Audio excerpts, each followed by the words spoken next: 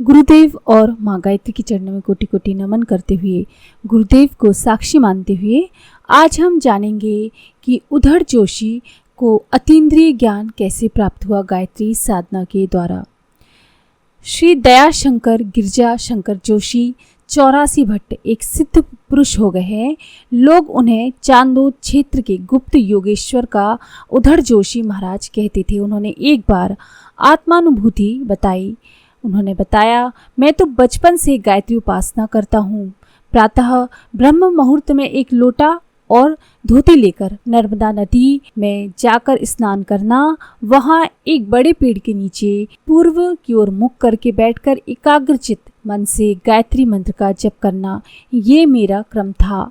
शाम को घर आकर एक बार भोजन लेकर फिर शंकर जी की आराधना करता था। मोक्ष की अभिलाषा से मैं समर्थ गुरु की खोज में था।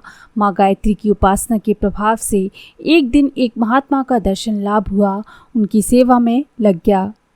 सेवा करते करते एक दिन मध्य रात्रि में, आधी रात में मुझ पर प्रसन्न होकर उन्होंने मेरी नाभि में हाथ से जोरदार धक्का मारा। उसी क्षण मेरी कुंडलिनी जागृत हो गई और मुझे आत्म साक्षात्कार हो गया।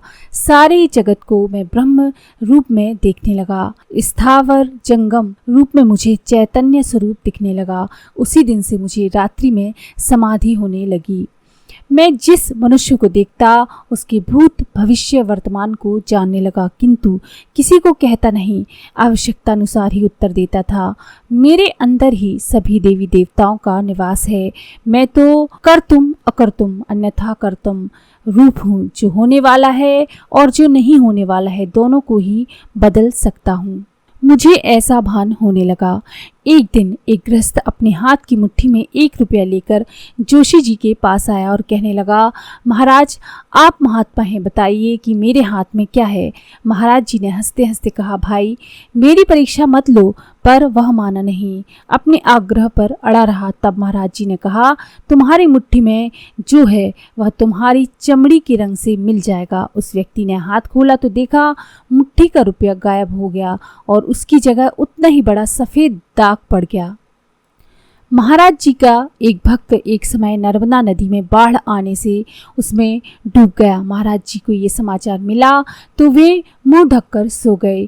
3 घंटे तक हिले डुले नहीं। तब तक वह डूबने वाला भक्त आ गया। उनके चरण स्पर्श कर बोला, महाराज जी डूबने के बाद मैं बहुत दूर तक बहता गया। तभी उस अथाह जल राशि में से किसी महात्मा ने मुझे बाहर खींच निकाला और किनारे पर लाकर छोड़ा। उसकी बातें सुनकर महाराज हंसने लगे। उसके जाने के बाद बोले, भक्तों की रक्षा करना तो मेरा काम है। एक दिन महाराज जी ने एक भक्त को नर्मदा के किनारे पर जाने से मना किया। उसी दिन उसका सामान नाव से आने वाला था, इसलिए उसको नदी तट पर जाना पड़ा। वह एक पत्थर पर बैठकर माल को देखने लगा। इतने में ही वह पत्थर खिसक गया और वह डूब गया।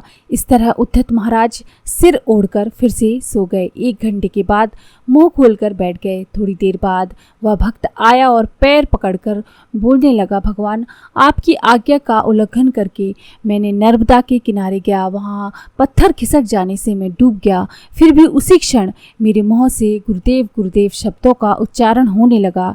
एक संत ने मुझे पैर पकड़कर बाहर लाकर छोड़ दिया। महाराज आपकी कृपा को मैं कैसे भूल सकता हूँ, आपने ही मुझे बचाया है। एक बार महाराज जी का एक भक्त महिला से मिलने गए। ये देवी महाराज जी की अनन्य भक्ति थी और उनकी खूब सेवा करती थी। महाराज जी मिलने गए उस समय उसको 104 डिग्री बुखार चढ़ा था। महाराज जी के दर्शन करके वह बोली, प्रभु आपकी प्रसादी स्वरूप भस्म मुझे चाहिए, मेरा बुखार उससे भाग जाएगा। महाराज जी ने कहा, माता जी आज सोमवार है, शुक्रवार को भस्म मिलेगी। शुक्रवार को उनकी मृत्यु हुई और वह भस्म में मिल गई। एक बार एक भक्त अपने मित्र के साथ महाराज जी से मिलने गया। सब लोग दरवाजे के पास बैठ गए। दरवाजे से होकर जोर की हवा आ रही थी। महाराज जी के पास में रखा हुआ घी का जो दीपक जल रहा था वह हवा के कारण ना बुझ जाए, इस विचार से एक व्यक्ति को दरवाजा बंद करने के लिए संकेत किया। इतने में ही महाराज जी ने दीपक के आसपास उंगली घुमाकर दरवाजा बंद ना करने के लिए इशारा किया। हवा जोर से आ रही थी, फिर भी दीपक बुझा नहीं। ऐसे कई चमत्कार महाराज जी के संपर्क में आने वालों ने स्वयं देखे थे और अनेक लोग उनकी अलौकिक शक्ति से बहुत ही लाभान्वित हुए थे। तो ये थे गायत्री माँ के परम भक्त उधर जोशी का अतीन्द्रिय ज्ञान, उनके चमत्कारों के विषय में थोड़ी सी जानकारी। तो अब हम जानेंगे काठिया बाबा की गायत्री साधना के बारे में। कुछ समय पहले वृंदावन में एक परम सिद्ध महात्मा थे। नाम तो उनका था महात्मा रामदास, परंतु वे लकड़ी की लंगोटी धारण करते थे। इसी कारण काठिया बाबा के नाम से ही प्रसिद्ध हुए थे। काठिया बाबा ने अपनी साधना की सफलता का वर्णन इन शब्दों में किया है। विद्याध्ययन के उपरांत मैं गुरु के पास से वापस अपने घर आया, तब सर्वप्रथम मुझे गायत्री मंत्र सिद्ध करने की इच्छा हुई। हमारे बगीचे के पास एक बड़ा वट का वृक्ष था, उसी के नीचे शापोद्धार कवच आदि विधि विधान के साथ गायत्री मंत्र का जप अनुष्ठान आरंभ किया। विधि की जानकारी मुझे गुरुगृह में ही दी जा चुकी थी। 75,000 मंत्र जप कर चुकने पर आकाशवाणी हुई कि बेटा शेष जप ज्वालामुखी पर जाकर कर, तब तुझे सिद्धि मिलेगी।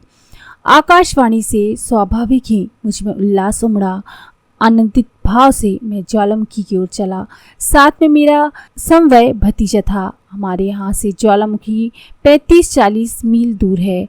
मार्ग में एक तेजपुंज महात्मा मिले। उनके प्रति मेरे मन में आकर्षण हुआ और मैंने उनसे वैराग्य की दीक्षा ली।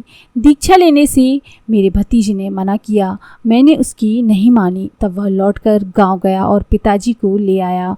मुझे सन्यासी बने देखकर पिताजी दुखी हुए। वे मुझे पुनः संसारी बनने का आग्रह करने लगे, डराया भी।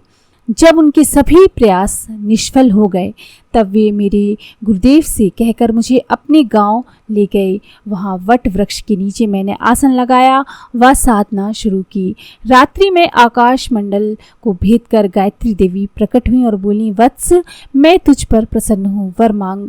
मैंने साष्टांग प्रणाम कर कहा, माँ मैं तो वैराग्य ले चुका हूँ, अब और कोई कामना नहीं, बस आप प्रसन्न रहें, यही विनम्र प्रार्थना है। एवं अस्तु कहकर देवी अंतर्ध्यान हो गई। गायत्री की सिद्धि प्राप्त कर लेने पर काठिया बाबा को और कुछ पाना बाकी न रहा। वे आप्त काम हो गए, उन्हें दूरदृष्टि प्राप्त हो गई। वे कोई भी बात जान लेते थे, शिष्यों पर आए संकटों को दूर कर देते थे। उनकी वाणी सिद्धि विलक्षण थी। महापुरुष संत की तरह स्वयं को छुपाने की ये शक्ति बाबा में अनुपम थी। द्रव्य का अभाव उनके यहाँ कभी नहीं रहा। उनकी लकड़ी की लंगोटी को देखकर सब लोग आश्चर्य में डूब जाते थे। सेवक लोग समझते थे कि बाबा जी ने सोने की मोहरें इकट्ठी करके उनको छुपाने के लिए लकड़ी की लंगोटी बनवाई है। लोभ लालच में पड़कर उनके सेवकों ने उन्हें 3-4 बार 2-2 तोला जहर का दिया, तब भी उन पर विशेष असर इस विष का नहीं हुआ। तब लोगों ने उनकी शक्ति का अनुभव किया। उनका आत्म तेज प्रचंड था। उसके सामने पहुंचने वाले उनसे अभिभूत हो जाया करते थे। तो ये है गायत्री सिद्ध संत काठिया बाबा की गायत्री साधना।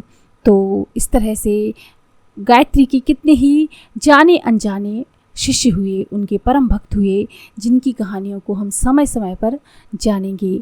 तो अगर आपको ये जानकारी पसंद आई हो तो प्लीज़ लाइक करें, शेयर करें, सब्सक्राइब करें मेरे चैनल।